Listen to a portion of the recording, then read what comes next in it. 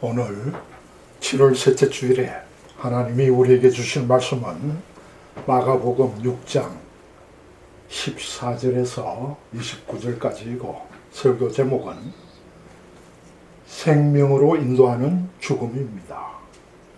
성령 이 시간 우리 가운데 임재하셔서 우리 모두 말씀을 통해서 주님을 만나시기를 주님의 이름으로 기도합니다.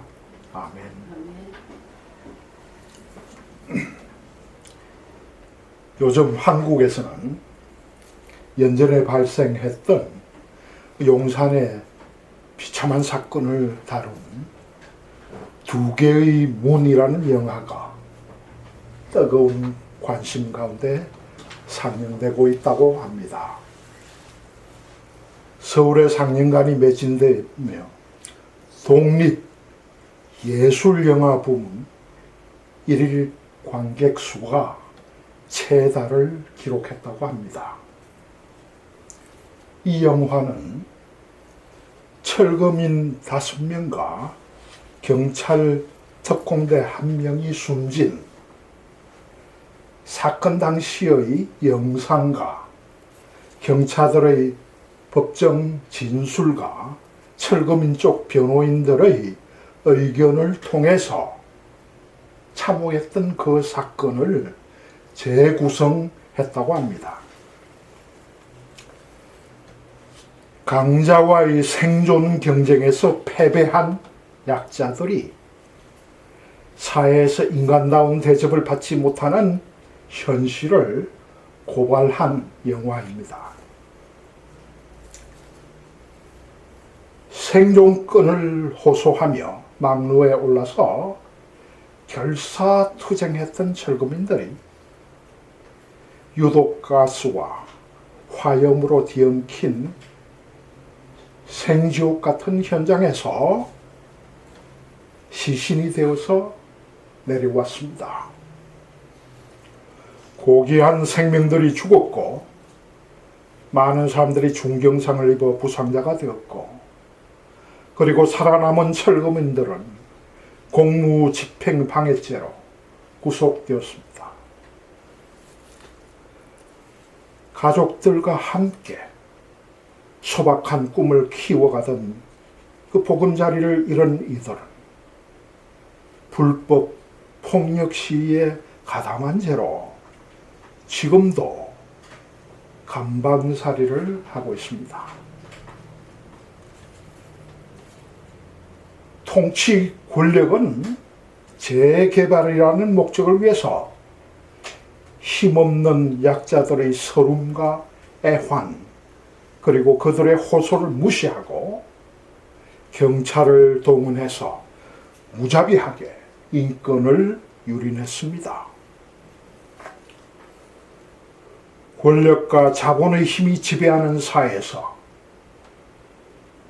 힘이 없어도 성실하게 살아가겠다는 서민의 그 인권과 생존권이 빼앗긴 사건입니다. 국민들의 인권을 지킨다는 그 인권위원회는 이 사건에 대해서 관심을 보이지 않고 있고 그래서 인권위원장이 이 영화를 관람하러 갔다가 쫓겨났다는 보도도 보았습니다. 국가 권력의 폭력성과 약하고 힘없고 가난한 사람들의 인간적 권리를 다시 생각하게 합니다. 어쩌다가 불행한 환경 가운데 태어났고 능력이 없고 힘이 없어서 남보다 가지지 못했는데 오순도순 행복을 추구할 권리마저 빼앗긴 것입니다. 하나님이 귀한 생명을 주셔서 이 땅에 태어났는데도 약자로 고생만 하다가 억울하게 죽는 사람들이 비일비재합니다. 오늘 본문에도 이 권력의 행포로 감옥에 갇혀 있다가 비참한 죽음을 당했던 세례 요한 얘기가 기록되어 있습니다.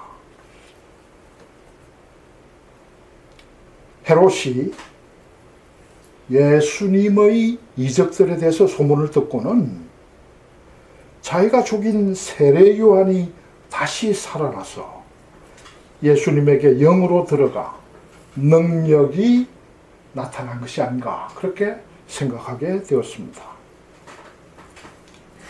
범죄자의 심리 상태는 항상 불안을 느끼기 때문에 권력의 힘으로 세례 요한을 죽였던 헤롯의 머리에 수시로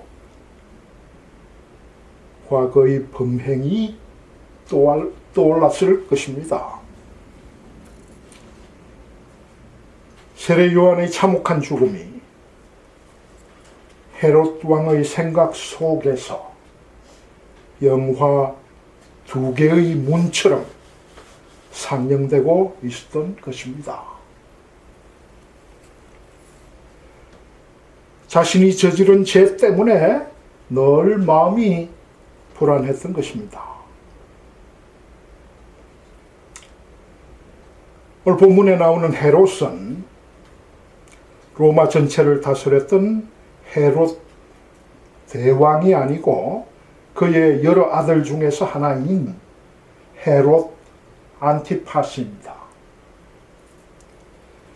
헤롯 안티파스는 기원전 4년 아버지 헤롯 대왕이 죽자 형제들과 왕국을 분할해서 갈릴리와 베리아 지역의 분봉왕이 되었습니다. 한 번은 헤롯 안티파스가 로마로 가던 도중에 갈릴리 동쪽을 다스리던 이복 동생 헤롯 빌립의 집에 들른 적이 있었습니다. 이때 헤롯 안티파스와 빌립의 아내 헤로디아가 서로 눈이 맞아서 불륜을 저질렀고 마침 두 사람은 결혼하기로 약속했습니다. 그래서 헤롯 안티파스는 아내였던 이웃나라의 공주와 이혼해야 했고 헤로디아도 빌립과 이혼했습니다. 그리고 나서 두 사람이 재혼을 했는데요. 이때 헤로디아와 빌립 사이에 난 딸 살로메도 엄마와 함께 자기의 삼촌이자 의붓 아버지인 헤롯 안티파스의 왕궁으로 들어왔습니다. 계속해서 본문에 헤롯이 세례 요한을 죽인 배경이 나와 있는데요. 헤롯이 동생 빌립의 아내를 차지한 것에 대해서 세례 요한은 광야에서 회개하라고 외치고 있었습니다. 이에 헤로디아는 헤롯을 부축해서 요한을 잡아 가두게 한 후에 요한을 죽이자고 했지만은 요한이 선지자임을 안 헤롯은 이를 두려워했습니다. 본문 20절에 헤롯이 요한을 의롭고 거룩한 사람으로 알고 두려워하며 보호하며 또 그의 말을 들을 때 크게 번민을 느끼면서도 달게 들음이라고 했죠. 세례 요한의 비판을 헤롯은 달게 들었지만 자기 아내의 성화 때문에 세례 요한을 옥에 가두었던 것입니다. 마침 헤롯의 생일 때 헤로디아의 딸 살로메가 연회석에서 춤을 추어서 헤롯을 기쁘게 했고 헤롯은 살로메에게 무엇이든 요구를 하면 들어주겠다고 약속했습니다. 이 사실을 안 어머니 헤로디아가 세례 요한의 머리를 소반에 얹어 주기를 바란다고 말하도록 그렇게 따르게 시킵니다. 본문 26절에 왕이 심히 근심하나 자기의 맹세한 것과 그 안전자들을 인하여 저를 거절할 수 없는지라고 했죠. 선지자 세례 요한을 죽일 수 없었기 때문에 그의 목을 달라고 하는 요청을 들어주자니 헤롯은 두려웠던 것입니다. 그러나 공개적인 약속이었기 때문에 어쩔 수 없이 사람을 보내서 옥에 갇혀있던 요한의 목을 베게 한 것입니다. 이렇게 세례 요한을 죽였지만 이 헤롯의 마음속에는 세례 요한이 아직 살아 있었습니다.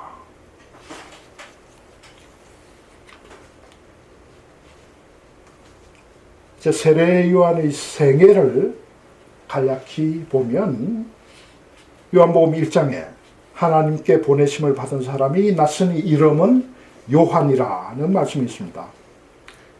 구세주의 오심을 미리 알리시기 위해서 하나님이 세례 요한을 태어나게 하셨다는 말씀이고 그는 그 일을 위해서 예수님보다 6개월 일찍 태어났습니다. 누가복음 1장에 보면 세례 요한은 태어나기 전부터 어머니 엘리사벳의 뱃속에서 성령 충만함을 입었던 사람입니다.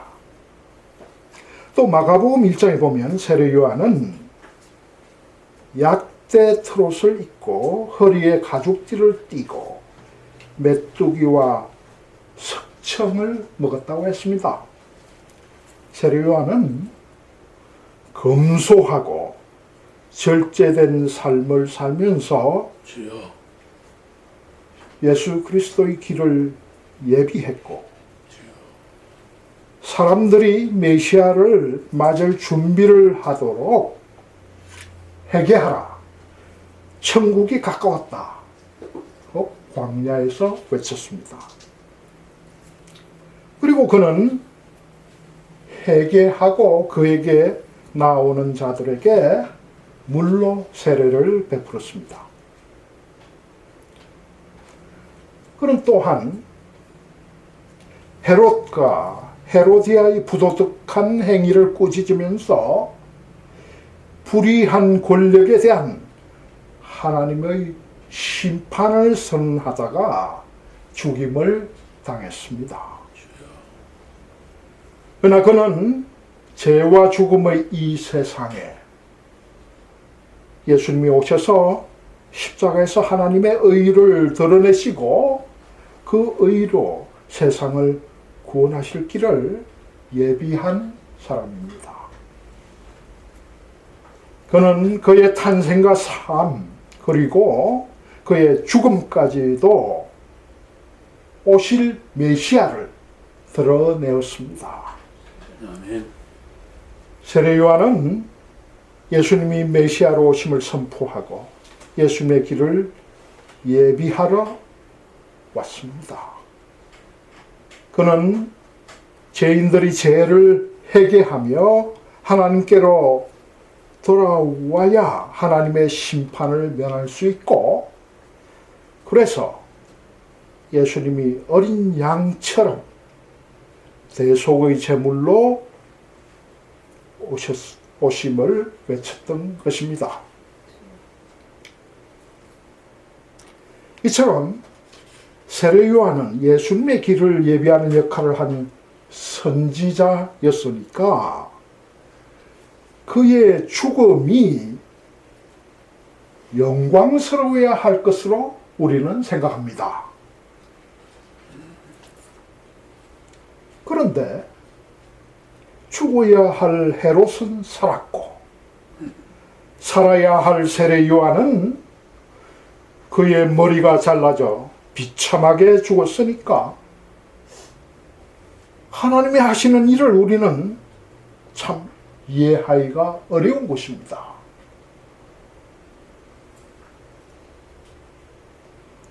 이 땅에서 살면서 우리는 하나님이 살아 계신다면 도대체 왜 이런 날이 일어날 수 있는지 항의하고 싶을 때를 종종 경험합니다. 이 세상에서 우리는 선량한 자가 고난을 당하고 악인이 오히려 형통한 경우도 많이 봅니다. 그래서 하나님이 불공평해 보일 때가 있습니다만 그것은 하나님의 때를 기다리지 못하고 멀리 내다보지 못하는 우리의 단견 때문입니다. 만일 이 땅에서 사는 것만이 우리의 삶의 전부라면 그런 생각도 할 수 있겠습니다만 우리는 영생을 믿고 바라보며 사는 사람들입니다. 아멘. 세상에서의 성공과 실패에 대해서도 또 인간의 삶과 죽음에 대해서도 우리는 믿지 않는 사람들과 다른 가치관을 가지고 다른 눈으로 봅니다. 믿지 않는 사람의 눈에는 세례 요한의 고난과 죽음이 불쌍해 보이겠지만은 믿는 자의 눈에는 죄를 지으며 건세와 쾌락을 즐기는 헤롯의 삶이 오히려 불쌍해 보일 것입니다.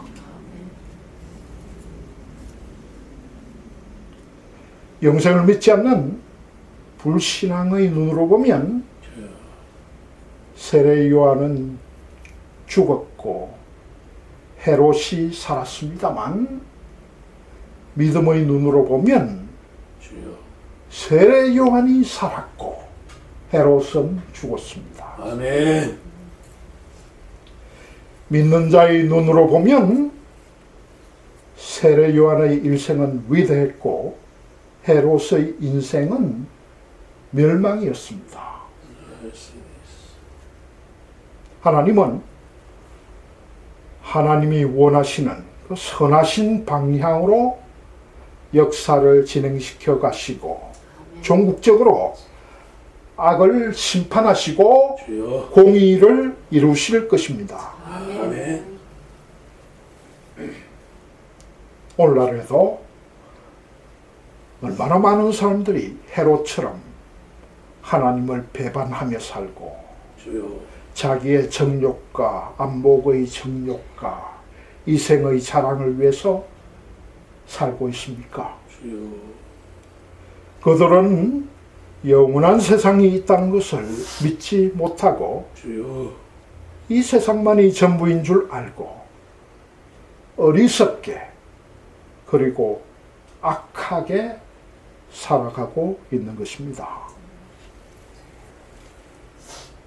그러나 하나님 나라를 소망하는 그리스도인은 하나님이 살아계시고 우리와 함께 하신다는 믿음으로 주여. 악한 세상을 이기며 아멘. 하나님 나라를 위해서 살아갑니다. 아멘. 언제가 멀지 않는 장래에 하나님의 뜻이 이루어짐을 보게 되리라는 소망을 가지고 경건한 삶, 사랑의 삶을 우리는 살아갑니다.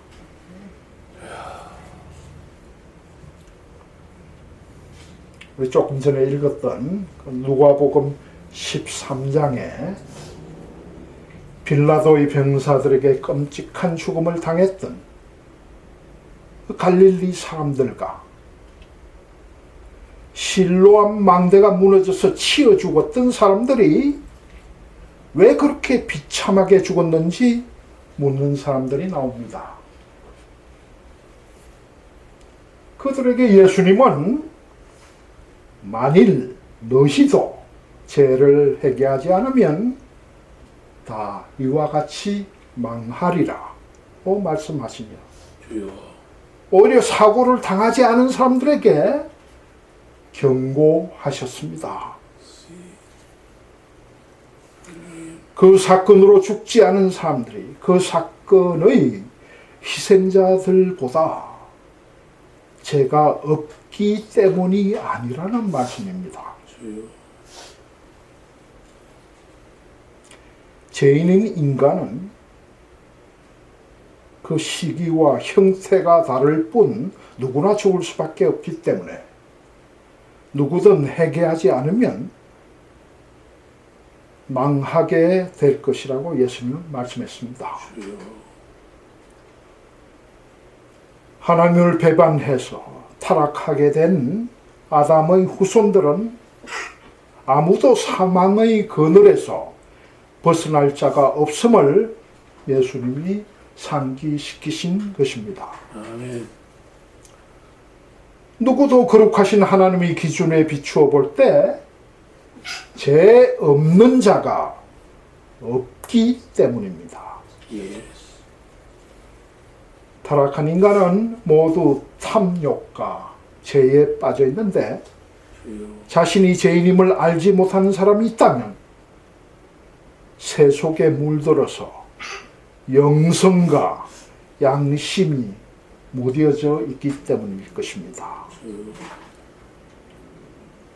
우리가 죄를 지으면서도 죽지 않고 이렇게 살 수 있다는 것은 오로지 하나님의 긍휼하심과 오래 참으심 때문입니다.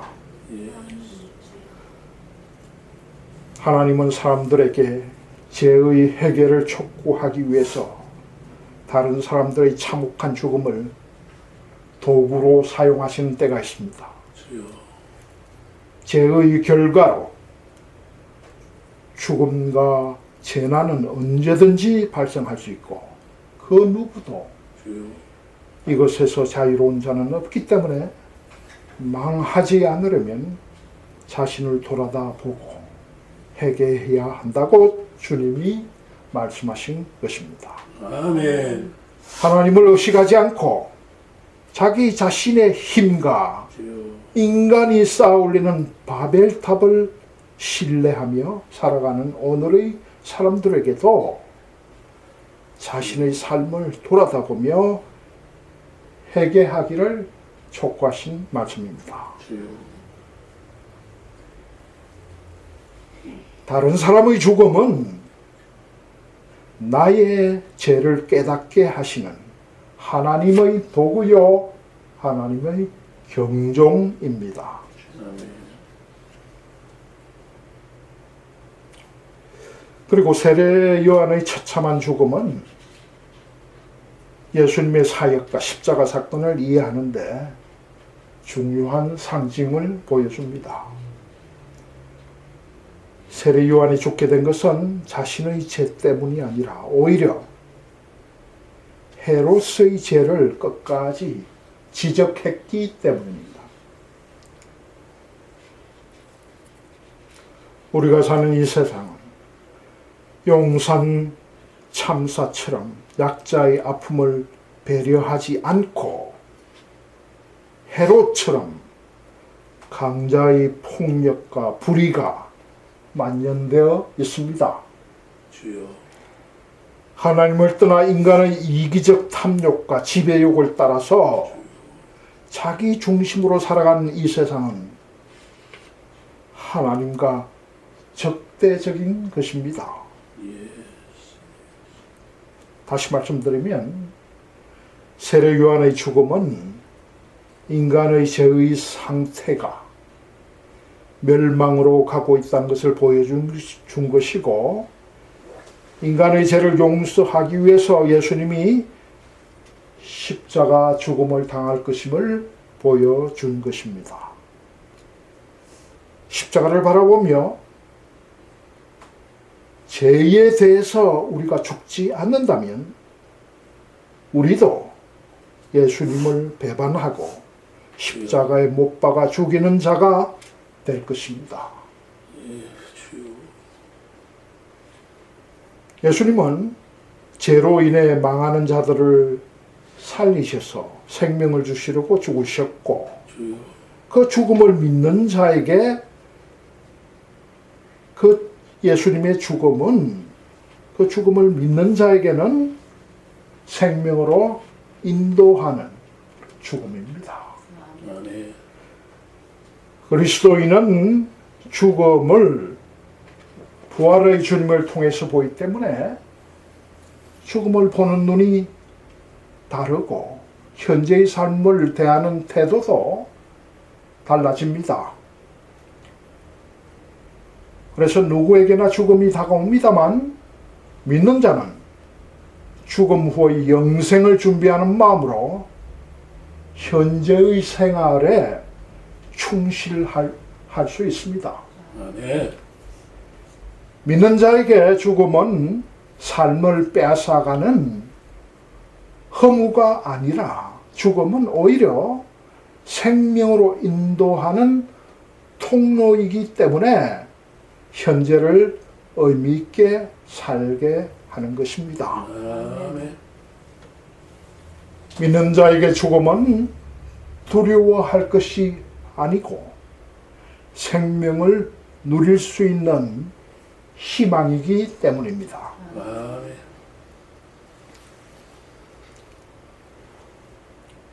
세례 요한은 자기 자신을 위해서 살지 않고 하나님의 뜻을 위해서 살다가 죽었으니 순교자였습니다. 주님을 충성스럽게 증거하며 주님의 참자자가 되기 위해서 십자가를 지고 자기를 희생하며 주님을 따라가는 것이 순교입니다. 주님을 증거하다가 부와 명예와 안락을 누리게 된 사람들보다 주님을 삶으로 증거하기 위해서 세상의 욕망도 성공도 다 버리고 자신을 헌신한 자가 순교자일 것입니다. 주님을 위해서 죽는 순교자는 자신을 내려놓는 것이고, 내려놓는다는 의미는 자기 삶의 모든 것을 하나님께 맡긴다는 겸손한 자세입니다. 주여.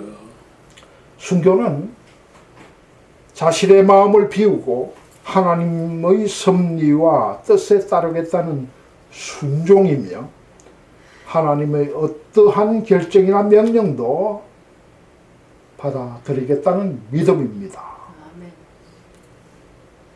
순교는 하나님 맡겨주신 일에 최선을 다하겠다는 충성이며 자신을 위한 삶이 아니라 주님의 영광만을 위하는 진정한 희생입니다. 주여.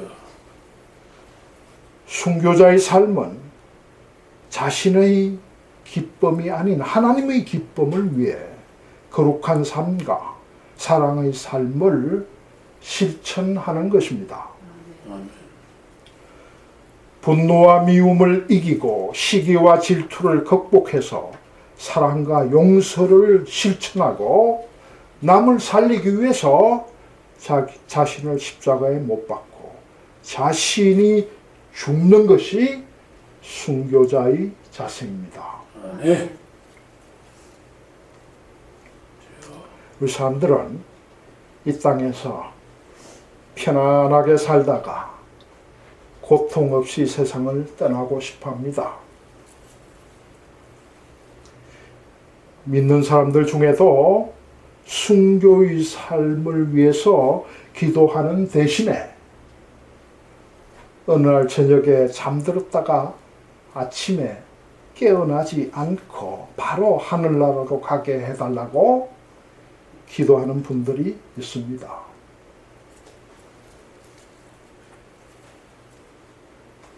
그리고 사람들은 또한 품이 있는 죽음을 원합니다. 주여. 죽는 순간까지 한평생 지켜온 자신의 존엄과 명예를 누리다가 주여. 가족과 친지들이 임종을 지켜보는 가운데 그들을 위해서 유언과 유산을 남기고 하늘나라로 가기를 원하는 것입니다. 주여. 이보다 한 차원 높은 죽음은 의미 있는 죽음입니다. 죽은 후에도 많은 사람들 가슴 속에 자신의 삶의 의미를 남겨서 남은 사람들이 들의 삶을 이끌어주고 싶어합니다. 이처럼 우리는 고통 없이 죽기를 원하고 주여. 품이 있고 의미 있게 세상을 살다 가기를 원합니다만 무엇보다 복 있는 죽음은 하나님께 삶을 드리는 순교입니다. 아멘. 주여. 겉으로 보기에 참혹한 모양으로 죽느냐, 고귀한 모양으로 죽느냐의 문제가 아니라 주여. 주님의 영광을 위해서 자신의 삶을 드리느냐의 문제입니다. 아멘. 죄를 진실로 회개하고 용서받아서 하나님 나라에서 영생을 살기 위한 준비가 되어 있는 상태에서 죽느냐 하는 문제입니다. 민원이들은 이 죽음의 통로를 지나서 영원한 생명의 삶으로 주여. 인도될 것이기 때문입니다. 주여. 하나님이 우리 모두 축복하셔서 주여. 영원한 생명을 위해서 우리 영성의 준비를 잘 해서 주님 앞에 설 때 착하고 충성된 종으로 주님께 칭찬 받을 수 있기를 주님의 이름으로 축원합니다. 아멘. 우리 함께 기도하시겠습니다. 아멘. 은혜로우신 주님,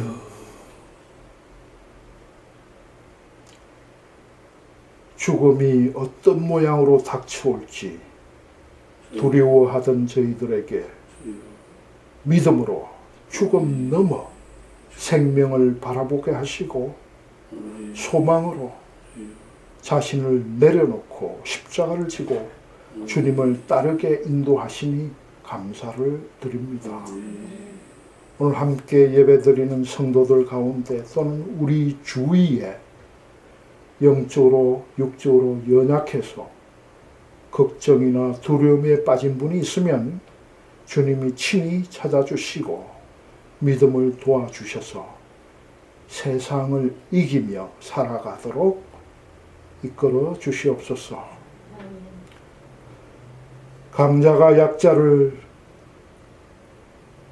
돌보아주는 대신에 억압하고 지배하려는 이 불의한 땅에서 고난을 겪고 있는 사람들에게 자비를 베풀어 주셔서 주님의 십자가를 바라보고 믿음으로 모든 어려움을 극복해 나가도록 은총 내려 주시옵소서.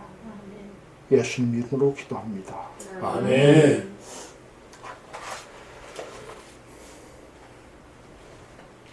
우리 응답 찬송 253장 함께 부르겠습니다.